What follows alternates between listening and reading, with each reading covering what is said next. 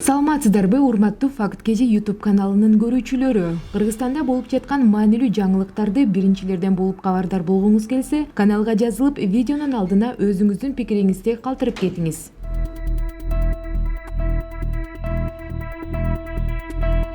Ош шаарында 3М төрөлдү.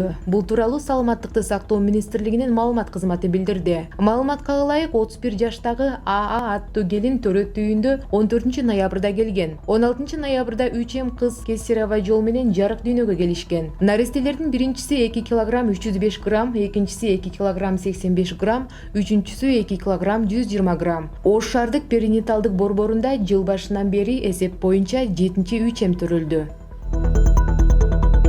Атамбаев киллер жалдап 4 саясатчынын көзүн тазалаш керектигин айткан. Бул тууралуу Кубаныч Кадыров Мезгил Ньюс сайтына маек берип жатып билдирди. Туркияда өлтүрүлгөн Саиматинин өлүмү да коомчулукту катуу дүрбөлөңгө салууда. Балким бул жерде да Атамбаевдин катышы болуп жүрбөсүн деген менде да бир суроо жаралат. Анткени анын өлүмү миллиондордун изин жашырып жатпайбы? Мисалы, Кыргызстандан чыгарылып кеткен 700 миллион долларды белгисиз калуусу кимге керек? Атамбаевден башка бул иш кимге кызыктар? Менин мындай шектенүүлөрүмө негиз бар. Анткени Алмазбек Атамбаев мага: "Кубан, киллер таппайсыңбы? Менде да жетишерлик акча бар. 4 саясатчынын көзүн тазалап коюш керек болуп жатат" деген. Атамбаев киллер жалдап өмүрүн алгысы келген 4 саясатчынын бири Кочкордун мурунку акими Курманбек Байтереков болчу. Ал убакта мен жогорку кеңештин депутаты болчумун. Эгер Атамбаев калп десе, мен полиграфтан да өтүп берүүгө даярмын. Атамбаев бийлик үчүн, өзүнүн жеке кызыкчылыгы үчүн баарына даяр. Ал коомчулукта белгилүү адамдарды же саясатчыларды өлтүрүп туруп бийликке шылтап, мамлекетке тополоң салгандан кайра артка тартпайт. Мен бул нерсени эмне үчүн бүгүн айтып жатам? Анткени азыр баарыбыз үчүн мамлекеттин бүтүндүгү, элдин тынчтыгы керек. Бийлик кумарынан чыга албаган бир уч топтун кызыкчылыгы үчүн жалпы карапайым калк жабыр тартпашы керек, деди Кубанычбек Кадыров.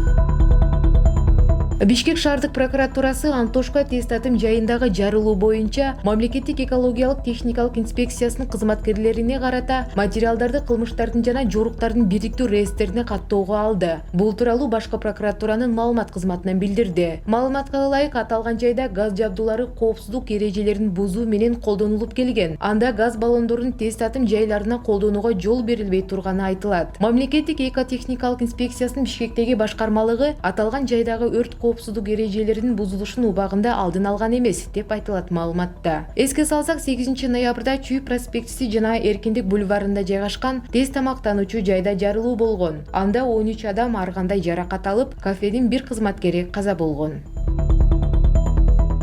Алматы соту тарабынан аткезчилик үчүн соттолгон мурунку депутат Асылбек Дамирбек уулу Кыргызстанга алынып келинди. Бул тууралуу башкы прокуратура билдирди. Маалыматка караганда, Казакстанда камакка алынган 3 кыргызстандык эл аралык келишимге ылайык мындан ары Кыргызстанда жазасын өтөшөт. Эске салсак, буга чейин Алматынын апелляциялык соту жогорку кеңештин мурунку депутаты Дамирбек Асылбек уулунун ишин карап чыгып, өкүмдү күчүнө калтырган. Ал трансулуттук уюшкан топту түзүү жана башкаруу жана экономикалык аткезчилик боюнча айыпталып 10 жылга эркинен ажыратылган. Тергөөнүн версиясы боюнча айыпталуучулардын аракетинин жыйынтыгында Казакстандын мамлекеттик казнасы 99 миллион теңге чогулта албай калган. Кошумчалай кетсек, Дамирбек Асылбек уулу менен бирге Казакстандын дагы 2 жараны 39 жаштагы Уланбек Мурадилов жана 34 жаштагы Чыңгыз Абакиров айыпталууда. Сот аларды кылмыштуу топко катыштыгы бар деп күнөөлөгөн. Кыргызстандын борбордук шайлоо комиссиясы Дамирбек Асылбек уулунун депутаттык мандаттан 16 апрелде ажыраткан. 34 жаштагы Дамирбек Асылбек уулу Кыргызстан партиясынын тизмеси менен 2015 жылы жогорку кеңештин депутаттыгына шайланган.